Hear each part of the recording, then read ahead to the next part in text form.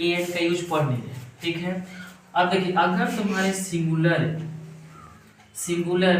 Common noun रहेगा, common noun रहेगा तो उसके पहले, अगर सिंगुलर कॉमन नाउन रहेगा तो उसके पहले हमेशा द लगेगा। कैसे? जैसे मान लीजिए कि फॉर एग्जाम्पल जैसे देखिए ऐसे है, काउ है, गिव्स है और मिल्क है।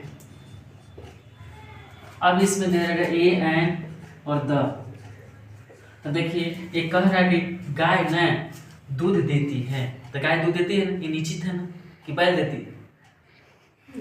मतलब कांग्रेस में एक पता है, कांग्रेस के लोगों को पता है कि बैल एक दिन दूध देगी, ठीक है, इसीलिए बैल दूध नहीं देती है, काऊ दूध देती है, इसलिए निश्चित है, इसलिए क्या मानेंगे द। अब तुमको हम शुरू में बताएंगे कि ए एन क्या होती है, अनिश्चित होती है, इनडिफिनिट होती है, और डिफिनिट क्या होती है, द यानी निश्चित होती है, तो निश्चित है इसलिए द लग।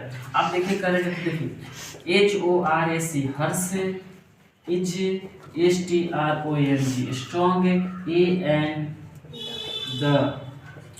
अब देखिए कह रहा है घोड़े ना मजबूत होता है ना, गधा मजबूत नहीं होता, ठीक है, जिसपे सिलोट और ये सब बेचाता है। अब देखो गधा मतलब कि मजबूत नहीं होता, देखो तो हॉर्स इज स्ट्रॉन्ग मतलब कि घोड़े क्या है, मजबूत है, तो इसमें क्या लगेंगे द। अब देखेंगे कि दो में अगर प्लूरल नाउन हो तो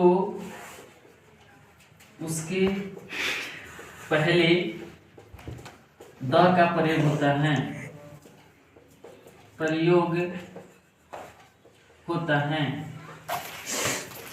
प्लूरल नाउन हो तो उसके पहले द का प्रयोग होता है, ठीक है। जैसे मान लीजिए काऊ है तो ऐसे करेंगे काऊ, ठीक है, एस लगा। अब देखो गिव में एस नहीं लगेगा, गिव मिल्क। उसके बाद जैसे है HORAC हर्ष, आर हो गया, इसमें एस लग रहेगा, स्ट्रॉन्ग STRONG मतलब कह रहा है कि सभी मतलब क्या घोड़े, सभी मतलब कि घोड़े मजबूत होते हैं। अब सभी घोड़े तो मजबूत नहीं ना होगा, क्योंकि कोई कमजोर भी होगा तो ये कम दौड़ता होगा तब ज़्यादा। तो ए है, एन है और द है, ठीक है, और द है और ए है, एन है और ए है। तो आपने नीचे देख सुनो, तो इसमें अगर नो भी है तो आपने नो मानेंगे क्योंकि इसमें लगता नहीं है, ठीक है, इसीलिए आप इसको याद रखेंगे। अब देखिए कि देखिए प्लूरल नाउन हो तो उसके पहले नहीं लगती है।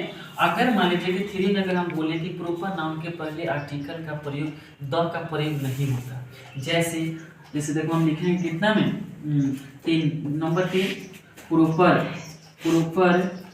नाउन के पहले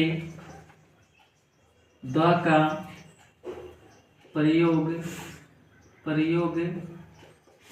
नहीं होता है, ठीक है। जैसे लिखेंगे सीता इज ब्यूटीफुल, ठीक है, तो लिखेंगे ए और एन और द, इसमें आपको द का यूज लगाना, द का नहीं, इसमें नो का यूज लगाना, ठीक है।